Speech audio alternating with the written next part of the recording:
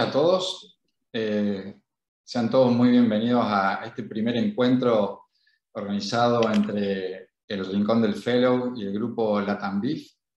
Para los que no me conocen, yo soy el doctor Nicolás Aderenco y actualmente coordino el Rincón del Fellow, que es un espacio de Proeducar de Solasi, donde la idea es interactuar con todos los fellows de Latinoamérica y donde tienen un espacio para compartir sus casos, tanto a través de la plataforma de Proeducar, como en estas reuniones que comenzamos a hacer a partir de hoy.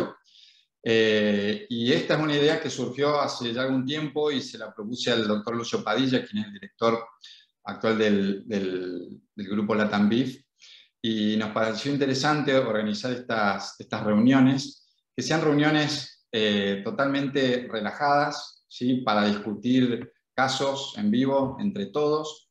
La idea es que todos interactúen, o los que pueden interactuar. Yo sé que probablemente seamos muchos y no le podamos dar o ceder la palabra a todos, pero bueno, la idea es que a través de preguntas interactivas que vamos a hacer en el transcurso del caso, ustedes vayan respondiendo y vamos a ir escuchando las opiniones y los comentarios de los expertos. El día de hoy nos acompaña el doctor Ignacio Cialini, quien trabajamos juntos en el Rincón del Fellow, el doctor Marcelo Abud, quien es coordinador del grupo Latam BIF, del registro Latam BIF, y tenemos dos invitados de lujo, dos expertos intervencionistas y sobre todo en intervenciones complejas, que son el doctor Evandro Martins y el doctor Carlos Campos de Brasil, los cuales, aparte de su experiencia, son grandes amigos de la casa. Te quiero ceder la palabra ahora a Lucio para que haga sus comentarios y antes que nada agradecerles nuevamente a Evandro y a Carlos por su participación. Muy obrigado, amigos. Perdón, un comentario que me estaba olvidando. Este encuentro va a ser transmitido a través de las redes de Latam BIF, de Solasi y de Wonder, y va a tener traducción simultánea tanto al inglés como al portugués. Muchas gracias, Nico. Bueno, primero que todo, agradecer primero a todos los participantes. Hay más de 453 personas conectadas. Estamos tratando de buscar un espacio para los fellows, los cardiólogos intervencionistas de todo el mundo que quieran participar de esto. Esta es una iniciativa de Nicolás, apoyado 100% por la Sociedad Latinoamericana de Cardiología Intervencionista de Solasi, y en este caso también por el Club de Latam BIF de bifurcaciones coronarias.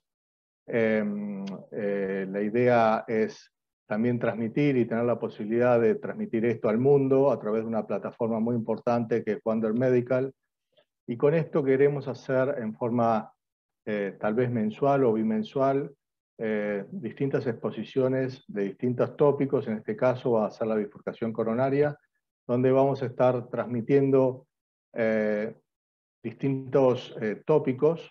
En este caso va a ser la bifurcación, y en este caso vamos a tratar de evaluar cómo tratar y analizar una bifurcación con calcificación severa. En este caso vamos a estar presentando un paciente, como lo ven aquí, masculino, 65 años, hipertenso, dislipémico, con angioplastia previa a la arteria coronaria derecha, y actualmente presenta angina con isquemia severa en el territorio anterior, tratamiento médico completo, laboratorio sin nada que... Esta es una angiografía donde presentamos la coronaria izquierda con una lesión calcificada en la arteria descendente anterior, con compromiso de un ramo diagonal. Podemos parar aquí y evaluar. Vemos esta enfermedad difusa calcificada en un paciente que presenta angina e isquemia en el territorio anterior. Esta es la primera proyección antero-posterior craneal. Esta es otra proyección, visualizándolo en una craneal izquierda. Voy a intentar frenarlo como para poder visualizar esto. Esta descendente anterior, que uno lo ve como algo moderado y también un ramo diagonal importante. Y lo dejo en movimiento para poder visualizar también el calcio que presenta esta arteria. Y como cuadro clínico, este paciente presenta angina e isquemia anterior. Así que me gustaría interactuar a ver qué Evandro y Carlos opinan de este caso. Este paciente acá ya presenta la angiografía previa, como decíamos, una angioplastia previa a la coronaria derecha que estaba bien. Sí. Y la primera pregunta, Ignacio. Sí, a ver, un poco como decía Lucho, la idea es que esto sea interactivo. Van a tener la posibilidad de responder desde la plataforma. Estuvieron viendo la angiografía que escribió Lucio. ¿Qué clasificación de medida de bifurcación sería este caso? Ahí tenemos las 6 opciones, las 7 opciones posibles. No sé si mientras por ahí también Evandro o Carlos tienen ganas de comentar un poquito qué es lo que están evaluando ellos. Muito interessante o caso, Lúcio. Parabéns aí pela apresentação inicial. O que me chama a atenção é que é uma lesão bastante calcificada. A gente consegue ver cálcio dos dois lados do vaso, mas predominantemente mais do lado do nosso lado esquerdo aqui da tela. E aparentemente um segmento, uma lesão extensa, né, que acomete um grande segmento no terço médio da descendente anterior e que envolve um diagonal de grande importância, como o Lúcio salientou, um diagonal que é bifurcado, ele dá um subramo superior e inferior, mas aparentemente parece ter um ponto mais crítico nessa lesão segmentar que é extensa, mas o diagonal aparentemente não me pareceu tão grave, né? Então, eu acho que a definição, tanto com a imagem intravascular, né, da DA, para a gente entender melhor a distribuição da placa, o grau de calcificação, e talvez uma avaliação funcional do ramo lateral, do diagonal, possa ajudar no planejamento aí do tratamento dessa lesão, se realmente se necessita de uma estratégia mais complexa, com 2 stents, ou se uma estratégia mais simples, talvez provisional, possa ser empregada nesse caso. Outra coisa, obviamente, através da avaliação do grau de calcificação, que pela angiografia me parece uma calcificação severa, provavelmente a gente vai precisar de alguma estratégia de preparo da placa para que se obtenha um resultado e uma boa expansão dos stents. Interesante el voto del público, donde hay un gran porcentaje, un 38% que dicen que es Medina 1-1-1, otros dicen 1-1-0. No sé si Carlos quieres compartir y determinar qué es Medina, aunque todo el mundo supuestamente lo sabe. Perfeito. Lúcio, boa noite, Nico. Muito obrigado pelo convite. Uma grande alegria estar aqui com vocês, amigos, para a gente compartilhar um pouquinho da nossa opinião, da nossa experiência. De fato, realmente uma descendente anterior muito calcificada, um diagonal, gostaria de reforçar esse ponto, então é um diagonal único, então um diagonal de grande importância anatômica, tá? A classificação de Medina é uma classificação binária. 1 tem obstrução superior a 50%, 0 não tem obstrução superior a 50%.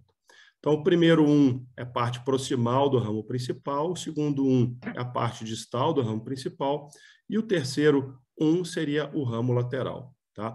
Então, no meu modo de ver, esse ramo diagonal ele não tem obstrução significativa no ósteo, pela angiografia. Tá? Então, pode ser que a gente tenha uma carga de placa significativa por ¿Cuál sería Medina para ti, Carlos? 1-1-0. 1-1-0. ramo principal proximal, ramo principal distal, e ramo lateral não tem, tá? Eu vejo que logo acima da descendente anterior tem uma placa, tá? A parte mais importante é logo após o diagonal, tá? Mas logo acima, cicla, por favor, deixe em movimento, por favor, Lúcio. Isso. Então, a minha impressão é que a lesão na descendente anterior começa exatamente acima do diagonal, é mais severa após o diagonal, e o diagonal é livre de doença significativa. Tá? Carlão, para você e para o Evandro, como esse aqui é um evento para os fellows, eu queria perguntar para vocês. Com essas duas projeções que o Lúcio fez, ou que o Lúcio mostrou, é suficiente para avaliar essa lesão, ou vocês precisariam de mais uma, ou está bem com elas? Só pela angiografia. É sempre bom, pela angiografia é sempre bom mais de uma projeção para avaliar, né? Então, para a gente explorar a excentricidade, então é sempre importante mais de uma projeção para avaliar. Eu gosto bastante dessa primeira projeção que o Lúcio fez, é uma projeção que eu uso frequentemente na minha prática, que é uma cranial direita, bem direita e bem cranial, 20-20, 30-30. Então, é uma projeção que deixa a DA bem esticada, a gente consegue ver bem a saída dos ramos laterais, tanto os septais como diagonais, e, obviamente, essa projeção a cranial esquerda também é de grande valia, que a gente consegue ver também bem o tronco da coronária esquerda, toda a descendente anterior perfilada e o diagonal, os ramos laterais diagonais principalmente. Em geral, como o Carlos falou, a gente tem que realmente usar a mão de maior número de projeções possíveis para avaliar determinados segmentos da artéria que podem ficar mais visíveis em determinadas projeções, né? Então, eu fiquei bem contente com essas duas projeções, já dá para ter uma ideia muito boa do grau de calcificação, da distribuição da placa, e a gente já pode começar a pensar na nossa cabeça, iniciar uma estratégia de avaliação e, obviamente, depois de tratamento desse caso. La calcificación por angiografía tiene una limitación y que no es, tal vez en los grandes estudios del mundo, más que el 38% para poder determinar cuando la arteria está muy calcificada. Es más simple, cuando es leve o moderada. ¿Qué les parece a ustedes este tipo de calcificación en esta angiografía? ¿Pueden comentar cómo es leve, moderada o severa? Es interesante ver cómo están votando. La mayoría piensa que es moderada. ¿Alguno podría definir cuándo es moderada ou severa por angiografia?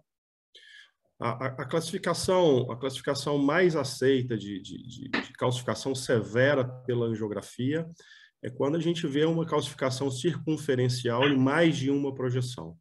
Então, se a gente vê o cálcio comprometendo o vaso todo em mais de uma projeção, como nesse caso, a gente pensa em calcificação severa.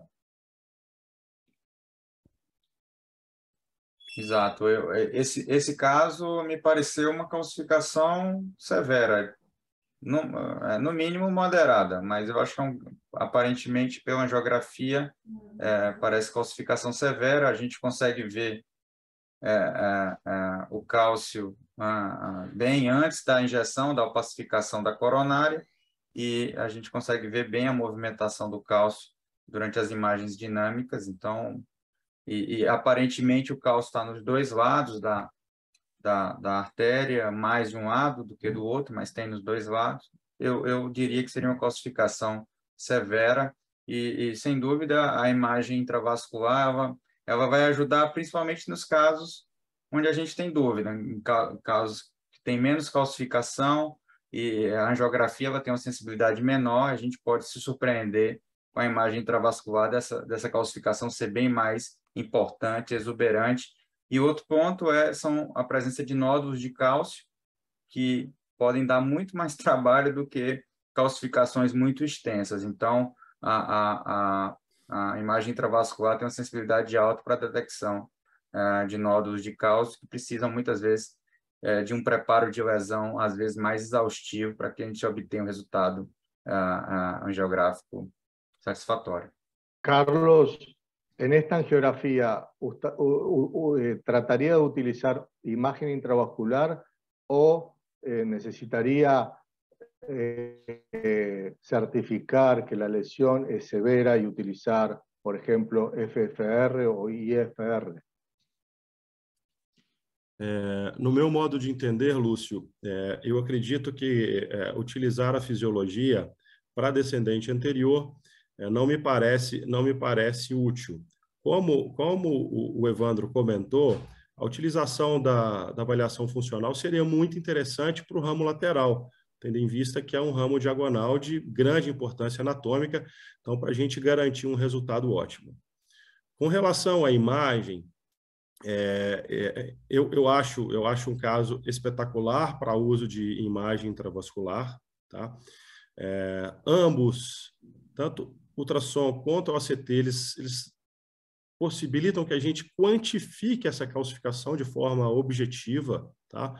Então, tanto o ultrassom intravascular quanto o OCT tem scores já dedicados, publicados, validados para que a gente avalie ou a gente consiga predizer se o stent que nós vamos implantar vai ficar hipoexpandido ou não, tá? Então, tanto o IVUS quanto o OCT tem essa vantagem. Eu, particularmente, para bifurcação, eu prefiro a OCT, porque a gente consegue com maior facilidade avaliar se a gente está entrando com a corda guia na parte mais proximal, na parte mais distal da bifurcação. Então, com a OCT a gente consegue avaliar isso com mais precisão, com maior facilidade, tá? Mas acredito que o ultrassom intravascular também vai adicionar benefício em relação a tratar somente guiado por angiografia. Perfeito. Só complementando a fala do Carlos, e só um ponto rápido aqui, o OCT, né, Carlos? Eu acho que o Carlos é um expert em OCT, ele tem uma vantagem, eu acho que no cálcio, para mim, que eu não uso muito OCT, eu uso mais ultrassom na minha prática, mas eu vejo como uma vantagem interessante na avaliação e no planejamento de lesões calcificadas. O OCT ele tem uma vantagem grande da gente definir a espessura do cálcio. Então, muitas vezes a gente tem essa dificuldade com o IVUS por questões do método, né? A gente não consegue, a gente consegue ver às vezes se o cálcio é superficial, mas até onde ele vai, às vezes é difícil a gente definir. Então, acho que o OCT ele dá um mapeamento da calcificação coronariana muito mais preciso, onde a gente consegue delimitar os contornos do cálcio, a profundidade, a espessura, obviamente, a extensão também. Isso hoje a gente tem visto que, na maioria desses algoritmos, isso é um ponto importante para a gente definir para que estratégia de preparo de lesão a gente vai escolher, qual o melhor método, e é uma forma até da gente administrar os recursos, né, e tornar a angioplastia mais eficiente, custo-efetiva. Eu concordo com esse ponto do Evandro, porque mesmo com ultrassom, às vezes é claro que o cálcio é superficial, às vezes é claro que ele é profundo, mas muitas vezes essa informação não é clara. Na OCT a gente consegue ver com muita facilidade se esse cálcio é profundo ou não, tá? A gente consegue ver muitas vezes uma capa fibrosa antes do cálcio. Às vezes a gente tem a calcificação severa, uma capa fibrosa espessa antes desse cálcio.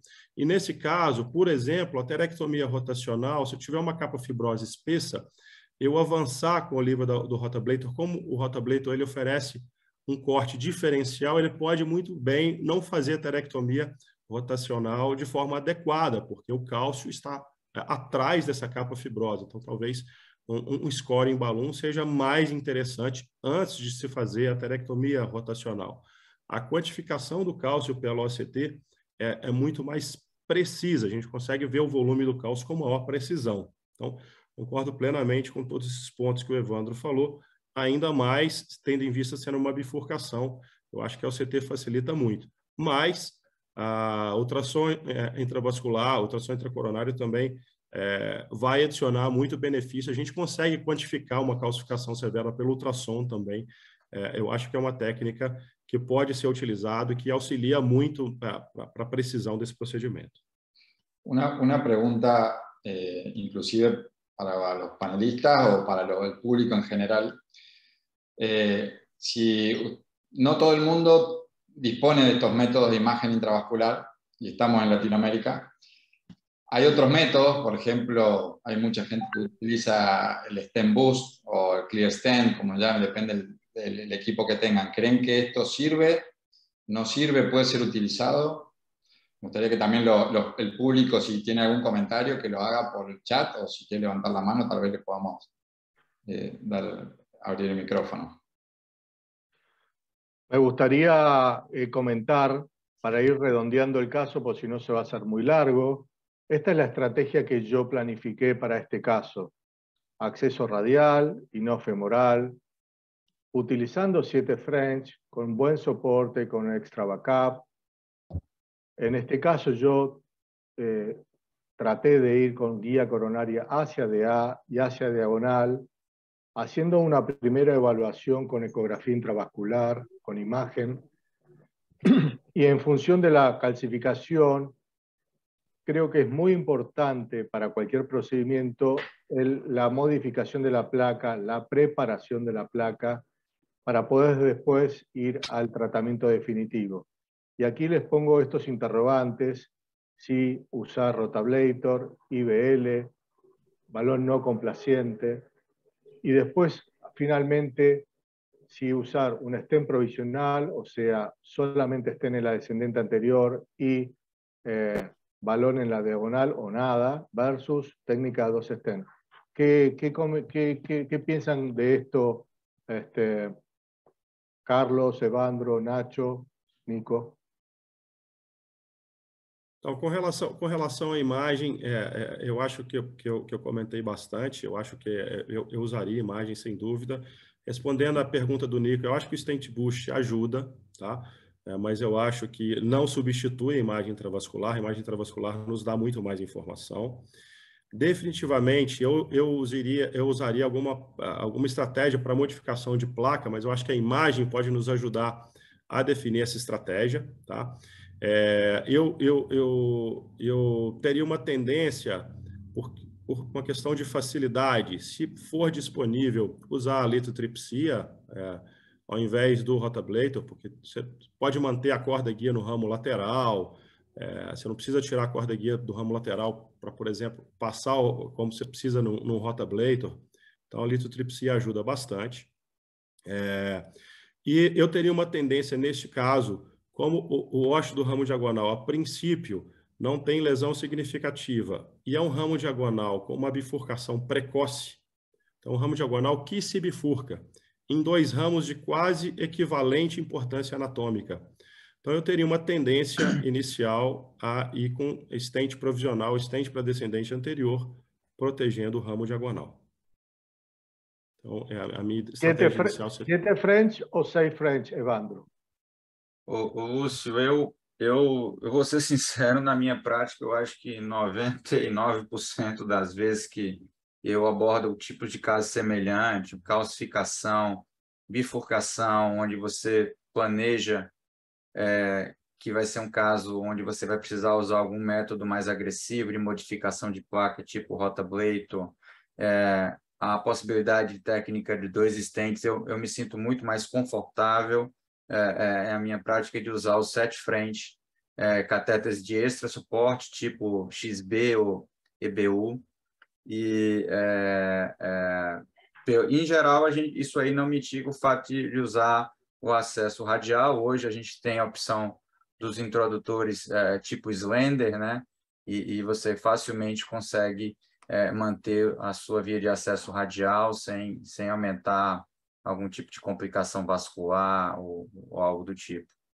Então, 7 French, eu acho, esse caso.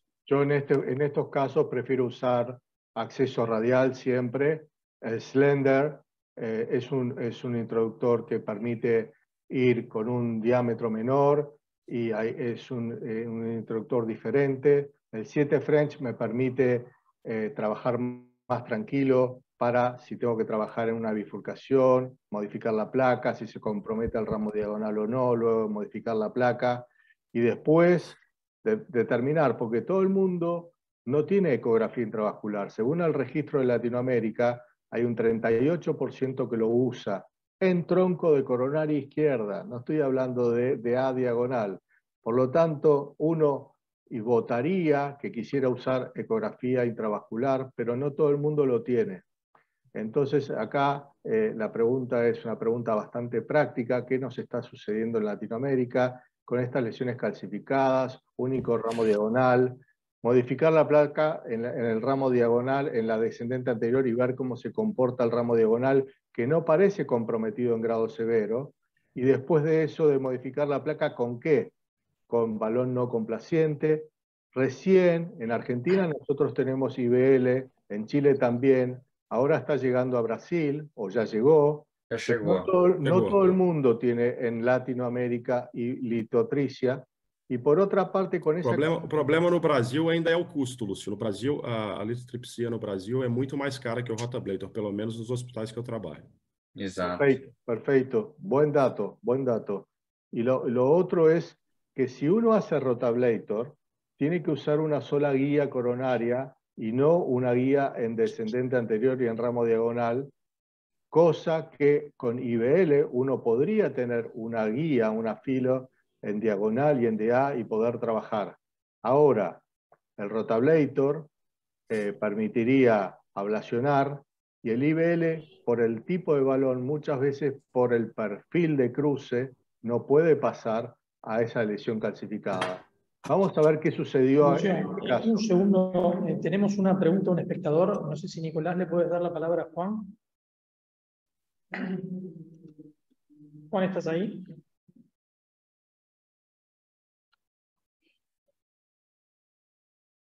Bien, en todo caso, mientras Juan habilita el micrófono para hacer su pregunta, por ahí, digamos, un comentario, teniendo en cuenta que justamente no todos en Latinoamérica tienen imágenes intracoronarias. Sí, digamos, resaltar lo que decían Evandro y Carlos, digamos, tener una alta sospecha, digamos, por la baja sensibilidad en la geografía e ir con material dedicado a preparar la placa, a pesar de no tener digamos, la imagen que nos daría mucha información, ¿no? Yo creo que tendría un umbral bajo para usar rotablator o IVL, digamos, si no dispongo de iBus. Eu acho que, infelizmente, essas tecnologias mais avançadas, elas são mais dispendiosas e você lançar a mão de todos esses recursos e não usar da melhor forma, eu acho que é meio que um desperdício. Então, eu acho que esses métodos avançados de preparação de cálcio, como rotablator, o IVL, eles têm que estar casados com a imagem intravascular para que a gente possa, primeiro, indicar da melhor maneira e usar também e obter o melhor resultado com essas técnicas, entendeu? ¿Qué es la información que te daría la ecografía intravascular, Carlos, en este caso?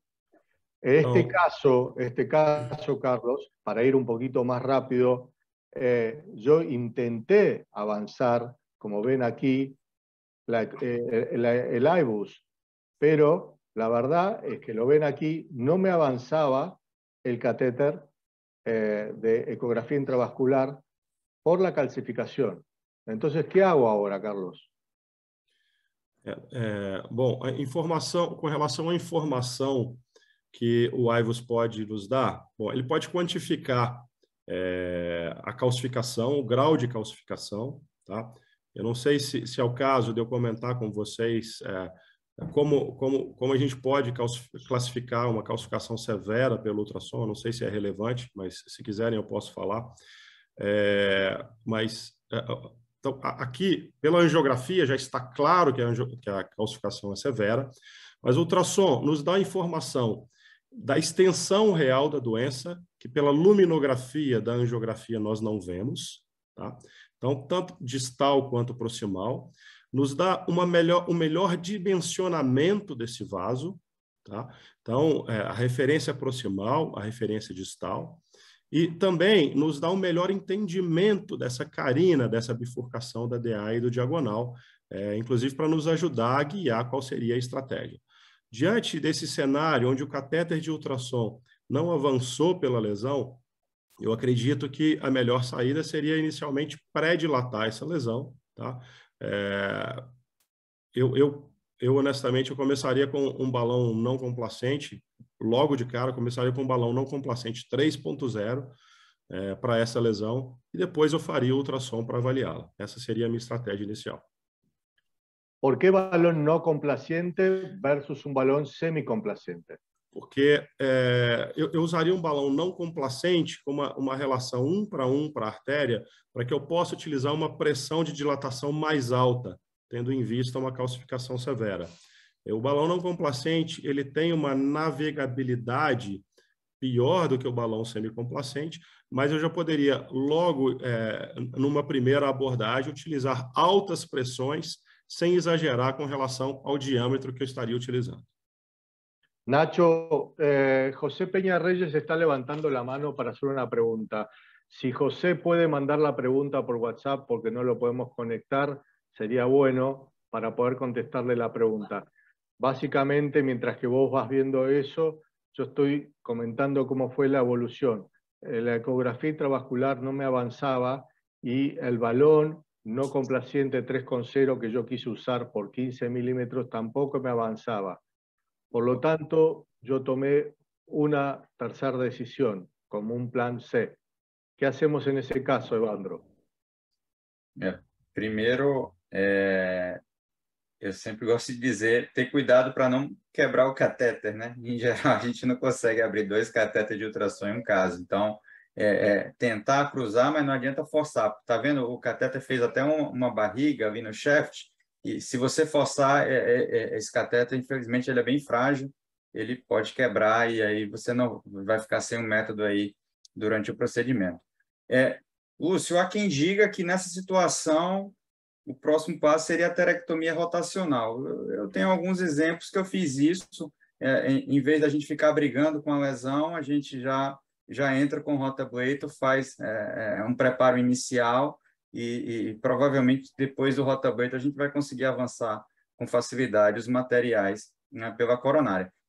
Na minha prática, eu não gosto de fazer isso que o Carlos falou, de ir com um balão 1 para 1 e pré-dilatar. Em geral, eu prefiro pegar um balão menor, semicomplacente, abrir caminho no vaso, que me permita, às vezes, descer o catéter de ultrassom e fazer uma avaliação. Um motivo que eu não gosto muito de pré-dilatar mais agressivamente é que, se eu for fazer rotablator depois, eu acho que o efeito da heterectomia rotacional não é o mesmo. O grip da placa, ele se perde um pouco com a pré-dilatação. Então, essa seria um ponto, uma crítica minha em relação a uma pré-dilatação mais agressiva. Então, acho que no meu próximo passo, nesse caso aí, ou ir direto para o RotaPro, como está aí, ou fazer uma pré-dilatação com balão 2.0, semicomplacente, de baixo perfil, que vai ter um melhor desempenho para cruzar essa lesão, a gente poder abrir algum caminho para tunelizar e poder avançar, por exemplo, um catéter de imagem intravascular e aí sim fazer uma avaliação mais precisa. Mas eu acho que esses seriam provavelmente meus 2 passos, dependendo da disponibilidade, do que a gente estava planejando para o caso. Lúcio, existe uma pergunta aqui da audiência com relação à utilização de cutting balloon. Mas eu acredito que, se não passou o balão não complacente, o cutting balloon também não passaria. Então, eu acredito que o cutting balloon não seria possível cruzar essa lesão também. Provavelmente nem o IVL, né, Carlos? Eu acho que também não teria provavelmente perfil. Não. Provavelmente não. Perfeito. A minha sensação, a navegabilidade do Shockwave é parecida com a navegabilidade de um catéter de imagem. Então, se o catéter de ultrassom não passou, provavelmente a litripsia não passaria. Então, eu acho que o cutting balloon não seria uma boa estratégia, tendo em vista que também o balão não complacente não passou. Carlos, puse esta imagen para mostrar el rotablator y me gustaría si en 3-4 minutos pudieras decir qué oliva utilizarías, el diámetro, cómo sería el tema de el pasaje, de cuántos segundos harías el pasaje, si sería un pasaje corto o largo, y a cuántas revoluciones lo harías. Então, por causa da DA distal, tá? Então, visando um uso mais racional de material, por causa da DA distal, eu usaria uma burr 1.5, tá? E depois dessa burr 1.5, a gente poderia ir com cut balloon para terminar de modificar a placa. Então, a estratégia que eu uso normalmente é uma estratégia rota cutting, para calcificação severa. Tá? Então, para DA proximal, eu acho que sem o ultrassom, eu já digo que caberia facilmente uma 1, tá? Mas pode-se usar a 1,5 e depois utilizar o cutting. Se o uso de recursos não for um problema, aí você pode utilizar a burr de tamanho diferente, de acordo com o diâmetro do vaso. É trabalhoso, mas você pode ajustar o tamanho da burr para o tamanho do vaso sem problema. A rotação de 160 a 180, na minha prática, eu faço corridas habitualmente de 15 segundos, de olho na desaceleração da corrida, tá? E não mais do que 15 segundos. E depois de conseguir avançar a lesão toda, uma corrida em todo o segmento calcificado, uma corrida mais ampla em todo o segmento calcificado, uma corrida final. A mí yo muestro esta imagen porque también muestro lo que no hay que hacer. A mí no me gustaría hacer una corrida de toda la lesión, sino hacer una corrida más corta, que cuando haya caídas de revoluciones de 5.000, uno frene y vaya para atrás para que no se atasque la oliva, porque puede haber mucha embolización. Escuchar la oliva y cuando uno ve que la oliva se está trabando, ir para atrás para que uno pueda ir yendo de menos a más con corridas, ver cómo se comporta la presión arterial, ver cómo se comporta el paciente y saber que no es bueno hacer este tipo de corrida como hice acá, una corrida que vaya de proximal hacia distal en una sola vez, sino ir yendo con cortes más cortos, 1.5, 180.000 revoluciones, 15-20 segundos y volver para el sitio proximal y ver cómo se comporta eso. Vamos a hacer otro. Evandro. Ignacio, no sé si quieres hacer las preguntas del panel. Sí, lo estás mostrando vos, Lucio. Hay una pregunta que justamente, digamos, hablaba del rotablator en lesiones de bifurcación, digamos, si se puede hacer igual sin proteger el ramo lateral, creo que quedó claro. Este diagonal no tenía tampoco, no parecía, digamos, tener un riesgo de perderlo, tenía buena angulación, no parecía tan severo el óptimo, así que desde ya que se pudo hacer probablemente sin complicaciones. Y después tenemos dos comentarios que estaban relativos a lo que es el avance de dispositivos, que se puede usar extensión de cardiologías cuando el balón no avanza. Y después Martín Fiorucci de Argentina, digamos, comenta que uno eventualmente puede avanzar un microcatéter, cambiar por una extensión o una guía de mayor soporte, o incluso hacer body wire para poder avanzar los balones si no avanzaban como previo paso al rotablator. Pero bueno, como habíamos discutido, creíamos que la calcificación era severa, así que coincido, yo creo que hubiera hecho lo mismo, hubiera hecho el rotablator también. Eu queria fazer uns comentários aqui sobre o rotablator. Primeiro, eu acho que a título de educacional, né, para os fellows, uma forma bastante eficiente de trabalhar com rotablator, principalmente para que a gente possa fazer o rotablator, a gente vai precisar que o rotawire esteja posicionado, né, no segmento distal da artéria-alvo. Então, uma das dicas que eu daria, que pode ser incorporada, eu incorporo a minha prática toda vez que eu faço o rotablator, é entregar a guia do rotablator com o uso de um microcatéter, tá? Então, acho que isso é uma coisa que vai trazer segurança e eficiência no seu procedimento de rotablator. E eu acho que, no fim, até é uma economia, porque trabalhar com fio RotaWire, ele é um fio bem hostil de se lidar, e muitas vezes a gente pode acabar quebrando esse fio, é um fio mais caro, você vai precisar substituir, o fio pode quincar e vai impossibilitar a sua aterectomia. Esse é um ponto. Em relação ao ramo lateral, que foi perguntado aí, esse caso, em geral, o rotablator, ele não fecha ramo lateral, é muito raro acontecer isso, pela própria técnica, né? Ele faz muito pouco plaque shift, carina shift, então, em geral, se o ramo lateral, nesse caso aí, como aparentemente não tem muito comprometimento, então pode ir com segurança que vai ser muito raro acontecer algum fenômeno tipo oclusão de ramo lateral, nesse tipo de caso. O outro ponto que eu queria salientar é que isso já é uma experiência pessoal minha. Eu venho mudando um pouco como eu faço o rotablator. Então, são alguns pontos básicos que eu venho utilizando na minha prática e eu tenho visto que eu tenho tido menos complicação e melhor tolerabilidade, melhor tolerância do paciente no procedimento. Então, fica um procedimento mais suave, principalmente se tratando de pacientes mais frágeis e idosos, que é utilizar uma ablação com alta rotação, 180 mil, 190 mil rotações 200 mil rotações por minuto, e eu tenho encurtado as minhas corridas de aterectomia. Então, eu tenho feito ablações bem curtas mesmo, coisa em torno de 7 a 8 segundos, em vez desses 15 a 20 segundos que tradicionalmente é feito, que é recomendado na bula. Eu tenho encurtado as minhas ablações. Obviamente, você vai precisar fazer um maior número de passadas, né? Mas com ativações mais breves, bem rápidas. E uma outra dica que eu daria para os fellows é, antes de começar a fazer a aterectomia propriamente, saturar os receptores da microcirculação. Em geral, eu faço isso com vasodilatadores, tipo nitroglicerina, monocordil, e uso também a adenosina, antes de começar a aterectomia.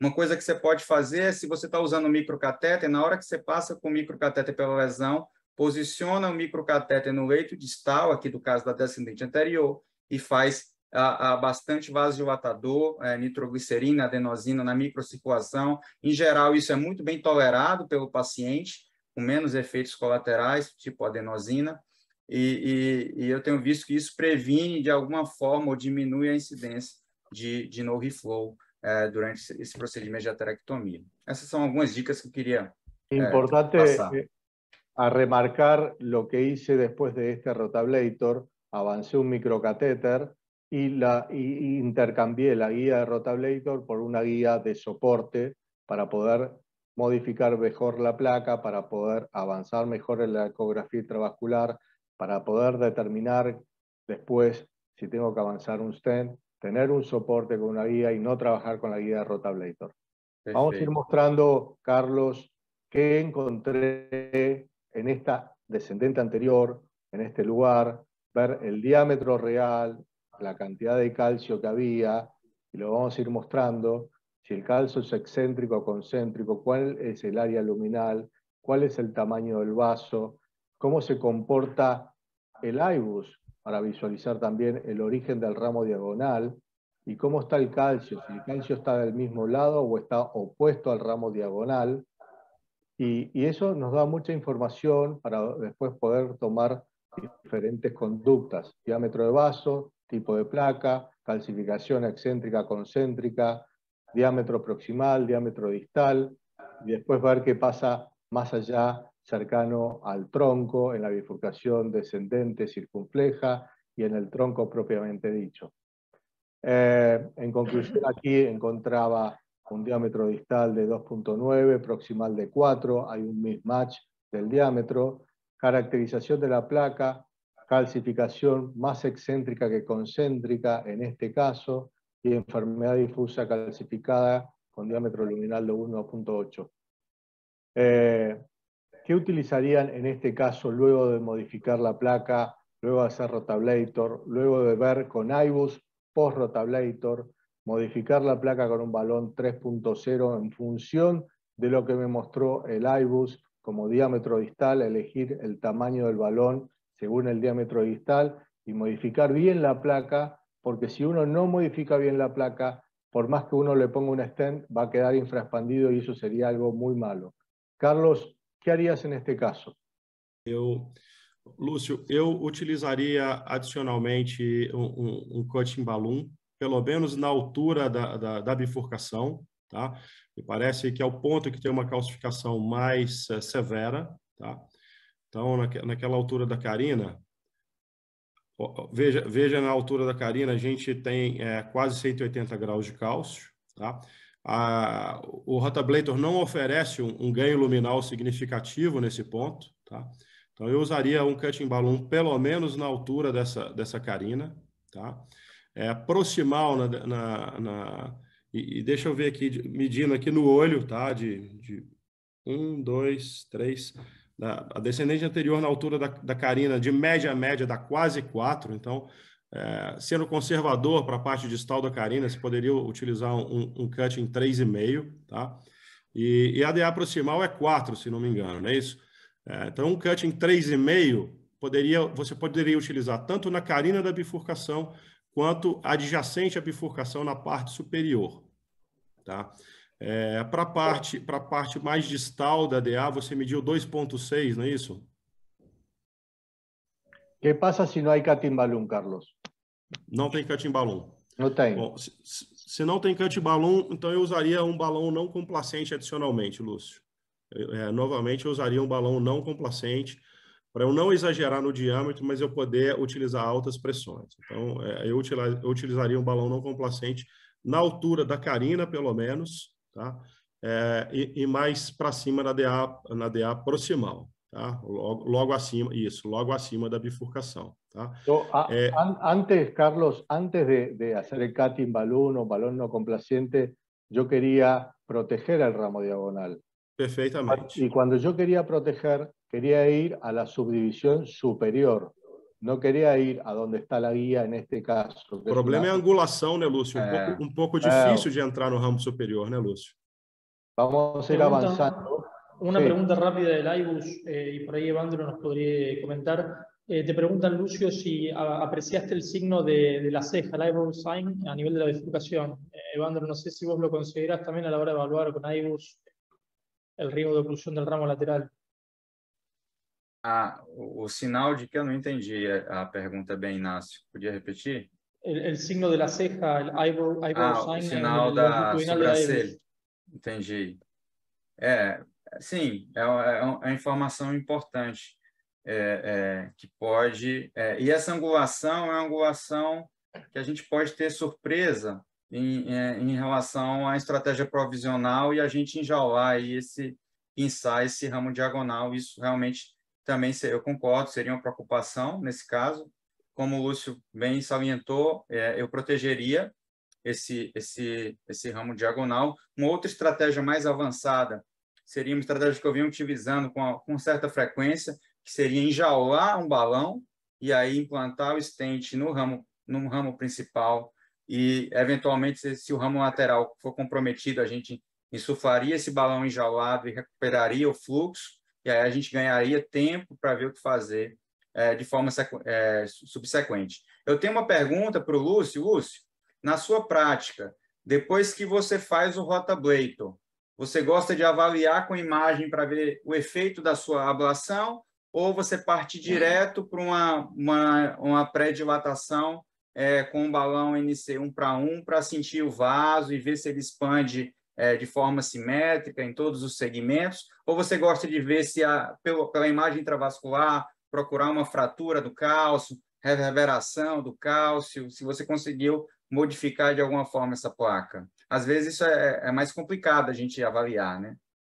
Es más complicado hacer la ecografía intravascular antes de hacer preparación de la placa con un balón no complaciente para que avance bien el catéter de ecografía intravascular. Más, en este caso, probé para tratar de ver cómo era el calcio luego de un rotablator y lo hice a manera educativa.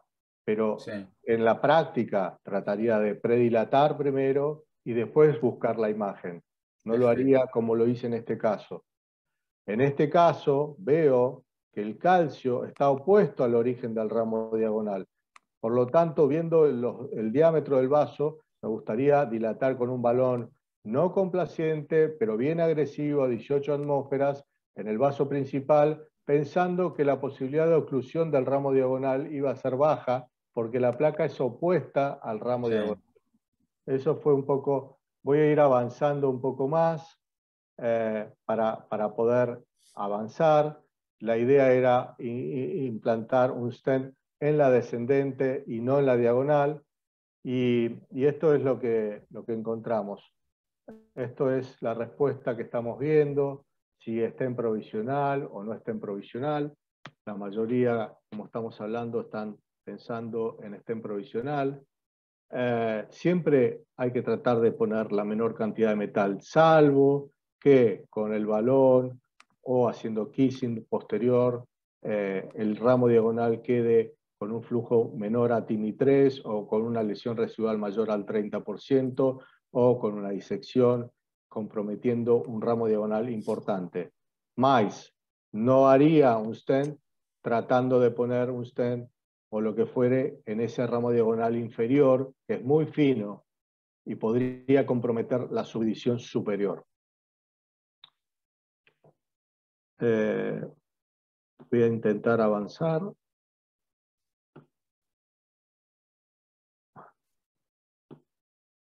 Podemos, a ver si se va la votación.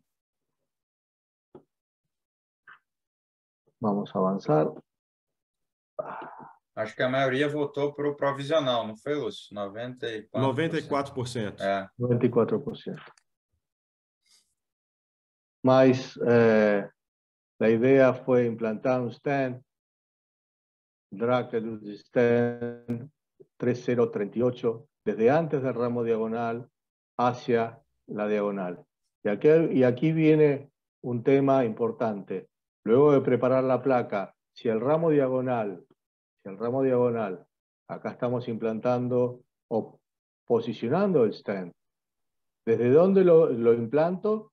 No me gustaría ir nunca distal, porque si fuera distal podría comprometer un vaso mucho más pequeño, generar más disección en un vaso calcificado y evitar en un paciente joven la posibilidad de poner una mamaria en el futuro si fuera necesario.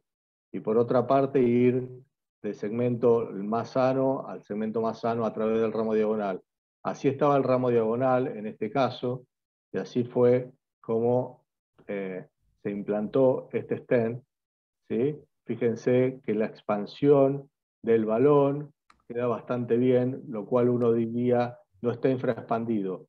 ¿Qué herramienta utilizo si no tuviera iBus para evaluar el stent bus? Y esto es una forma de ver la expansión del stent y si me queda infraexpandido o no. Yo lo utilizo en el 100% de los casos, el stent bus, stent bis, según el tipo de plataforma. Ahora quedamos con esta situación. Esta es la angiografía después del implante del stent. ¿Qué hacemos con esto?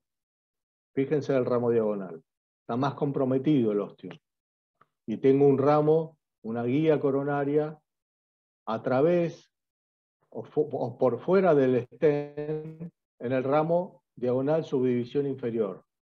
Entonces aquí lo que uno trataría, o yo trataría de hacer, es ver si pudiera ir al ramo superior.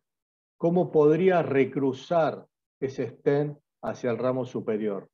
Y entonces aquí hay un tema que es muy importante, el mensaje, que es el POT, Proximal Optimization Treatment.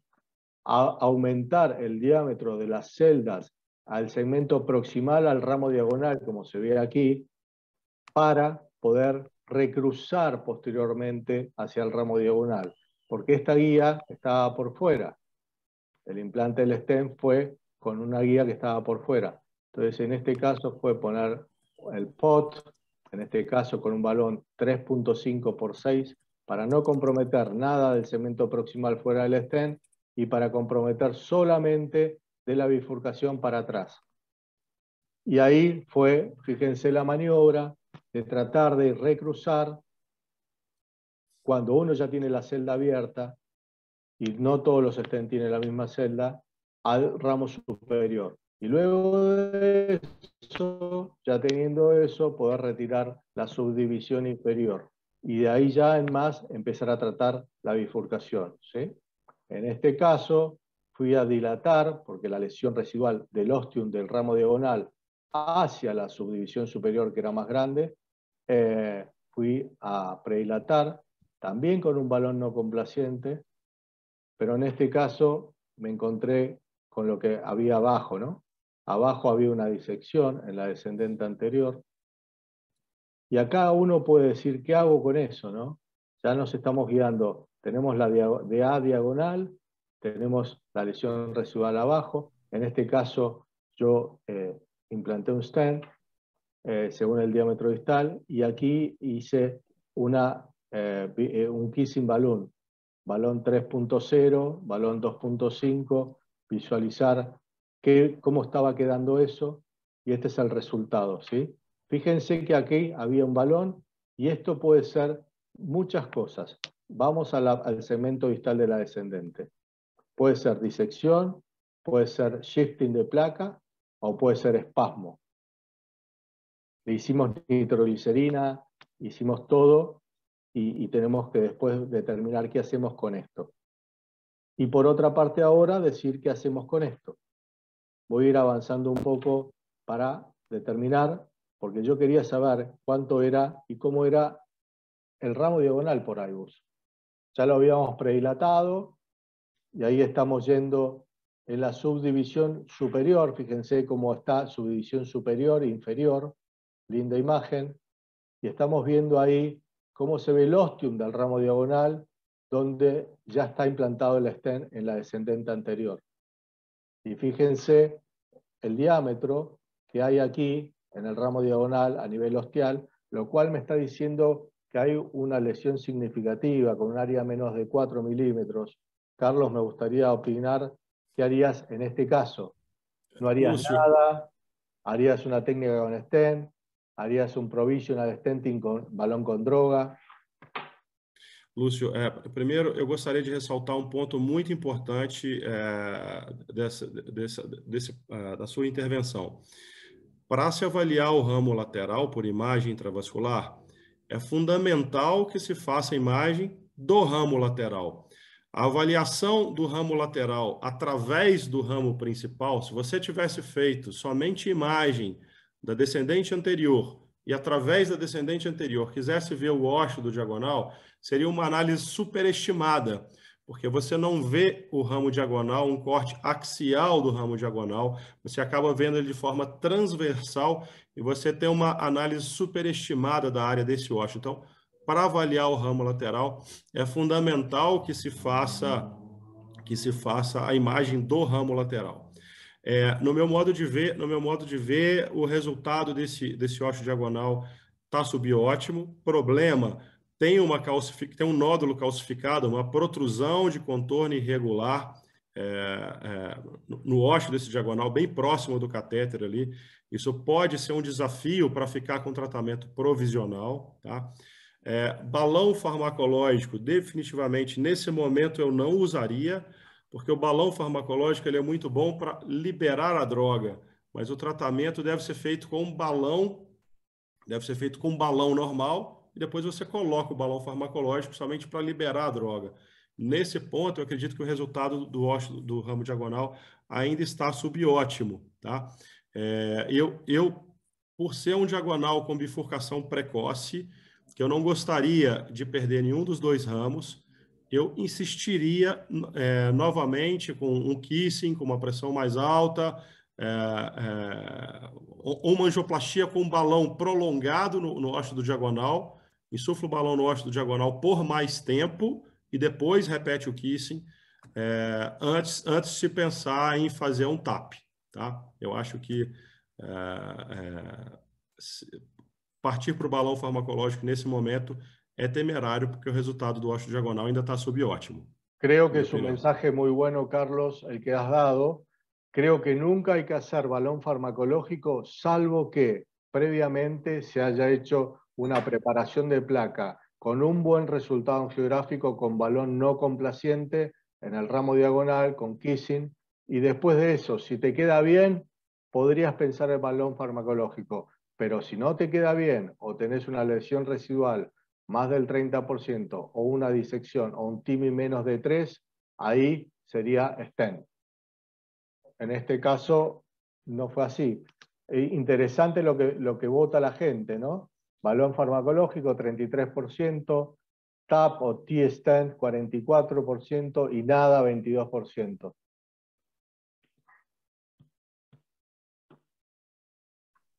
Eu seguiria a mesma estratégia do Carlos. Eu também iria com balão não complacente no osso diagonal, sabendo que aquele cálcio excêntrico pode realmente mitigar o efeito do balão NC, de tal sorte que o balão vai exercer pressão mais contra a região, contra a parede não calcificada ali da artéria, e às vezes o preparo da lesão não fica adequado.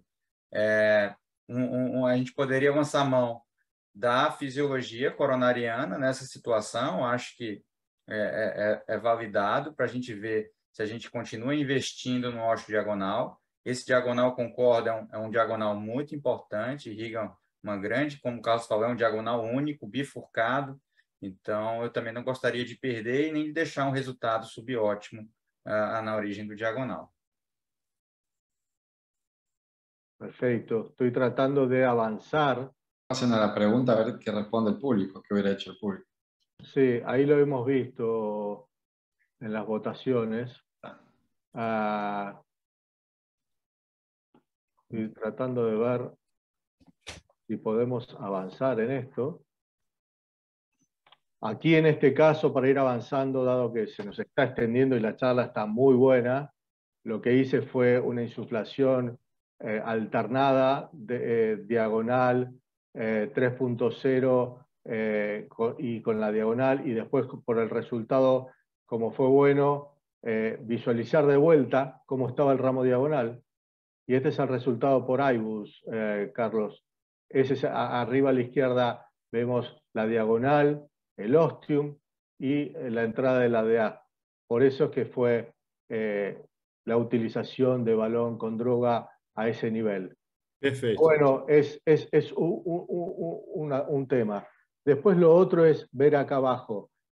Llevé la guía en la parte floppy y la retiré un poco para ver si esto era espasmo, era disección o qué. También uno puede decir, bueno, hago ecografía intravascular y me saco la duda de si es disección, etc. A mí me da un poco de miedo a veces en esta zona de kinking, como se ve aquí en la descendente, si el catéter pueda generar más daño o no, en un vaso más fino. Bueno, ir avanzando, ¿cómo manejarías el segmento distal de la descendente? Nada, hacer un stent, hacer un balón o hacer un balón con droga. En este caso, yo utilicé balón convencional no complaciente basado en el IBUS y después, en función de eso, puse un balón con droga que lo utilizo mucho en las descendentes anterior distales para no poner más stents, para no sacar, y este es el resultado que tuve con el balón con droga.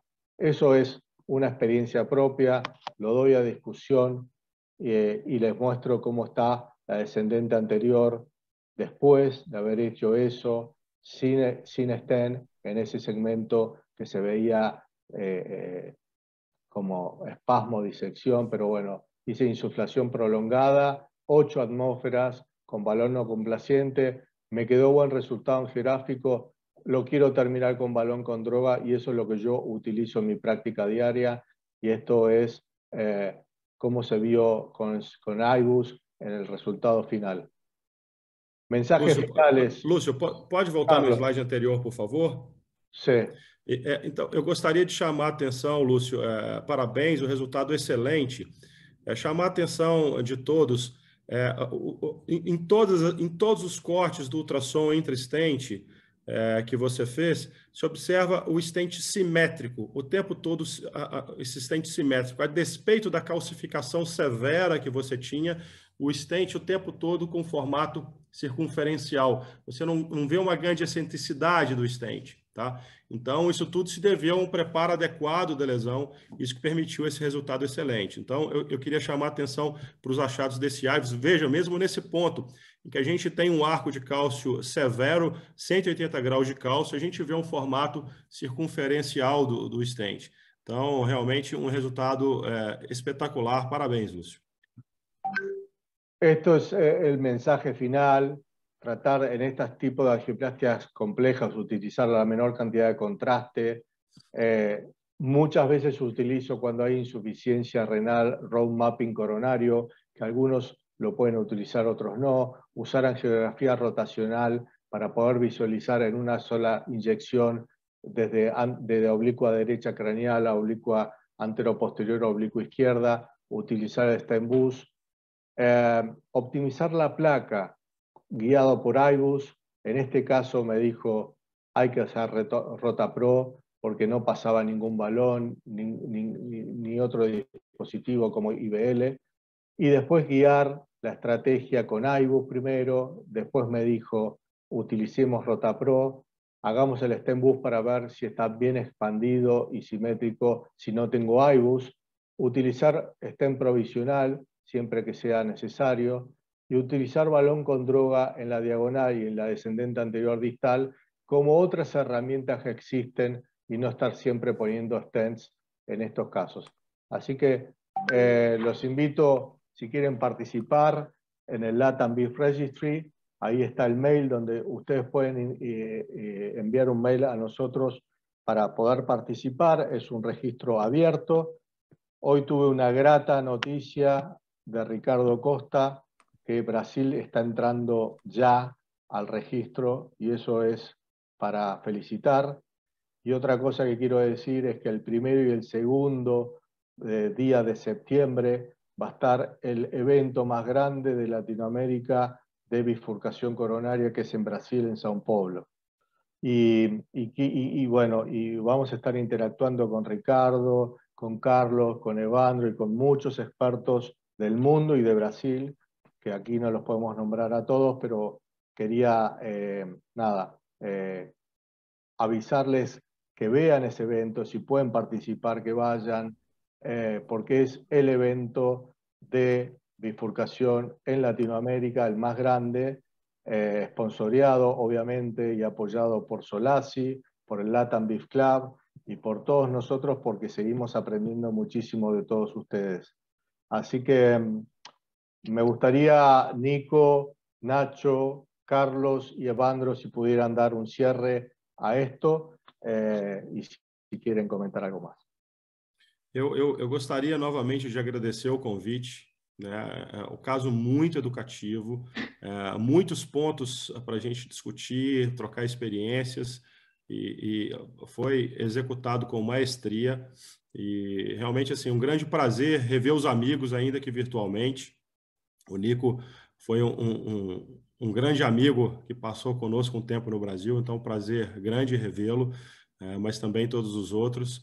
Então, parabéns pela iniciativa, espetacular, eu acho muito proveitoso, e é importante a gente ter esse tipo de cooperação e colaboração na América Latina para crescermos e desenvolvermos juntos. Então, realmente muito honrado, muito obrigado. Evandro? Eu também queria deixar minhas palavras aqui mais uma vez de agradecimento. Obrigado, Lúcio, Marcelo, Nicolas, Inácio, pelo convite de estar aqui. Como o Carlos falou, é uma honra poder estar aqui entre grandes expertos e poder compartilhar e aprender. O caso foi magnífico. O Lúcio nunca deixa a desejar. Eu não esperaria nada menos que isso. Caso muito educativo. Acho que a gente poderia ficar aqui discutindo 2, 3 horas e a gente nem ia perceber o tempo passar. E eu queria agradecer a LATAM BIF, né? Eu faço parte da comissão aí, sempre contribuindo de alguma forma, e espero vocês, né, a gente poder se encontrar no Bifurcation Summit, que é um evento aqui do Brasil de bifurcação, organizado pela sociedade, o Ricardo Costa está à frente disso, e esse ano eu acho que um evento pós-pandemia promete, convidados internacionais, 2 dias de discussões intensas em todos os temas que rondam esse tema fascinante que é a bifurcação, tratamento das lesões de bifurcação coronária. Então, eu convido todos os fellows e todos os colegas que estão aqui com a gente a participar desse evento e, mais uma vez, muito honrado em estar aqui com vocês, entre amigos. Me gustaría agradecer también a Marcelo Abud, que es coordinador general del registro de Latam BIF, y a todo el grupo del Latam BIF Club que está apoyando toda esta iniciativa, y agradecer también a Ignacio Cigalini y a Nicolás Saderenko, que son, Nico es la cabeza del Rincón del Fellow, que está hace rato apoyado por Solasi, desde ProEducar, tratando de ayudar y compartir a todos los médicos que están empezando con la cardiología intervencionista para tratar de buscar un punto de encuentro. Este es un punto de encuentro que por ahí hoy va a ser el primer caso, pero vamos a estar tratando de hacer cada 1 mes o cada 2 meses este tipo de encuentro. Así que, bueno, Nacho, Nico, si pudieran cerrar esto. Nacho, te dejo. No, yo nada más agradecerles los comentarios de los expertos. Creo que fue una charla muy enriquecedora para todos los fellows. Todos hemos aprendido, así que espero con ansia la próxima reunión.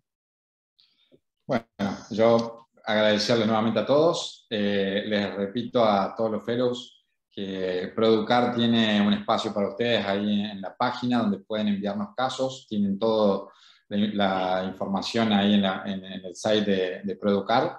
Así que hay casos que pueden ser discutidos y presentados en la página. Otros casos pueden ser discutidos en estas reuniones, que esa es la idea. Al finalizar les vamos a dejar una breve encuesta que nos gustaría que la respondan. Es muy cortita, como para tener una idea de un panorama de cómo están los fellows y de qué se disponemos acá en Latinoamérica. Y bueno, gracias a todos por la participación. Se mantuvo la audiencia hasta el final. Así que gracias, Carlos, gracias, Evandro, gracias, Ignacio, Lucio y Marcelo, bueno, que no nos pudo acompañar hoy. Por último, Nico, quiero comentarle que Wonder Medical es un sistema como INCAT-Lab, para mí superior, pero que todo esto que estamos haciendo queda grabado en el canal de Latam BIF Club de Wonder Medical, y lo van a poder estar visualizando en portugués, en español o en inglés, porque todo esto lleva traducción simultánea. Lo pueden ver y repetir y reevaluar y volver a ver este tema como otros tantos que vamos a estar grabando por esta vía tan importante para nosotros. Y muchas gracias al Solasi por brindarnos el espacio, también el apoyo, y a los directivos de ProEducar, a Leandro Lasabe, que estuvo hoy presente con nosotros. Bueno, buenas noches a todos. Buenas noches. Gracias. Chao, chao. Chao, buenas noches.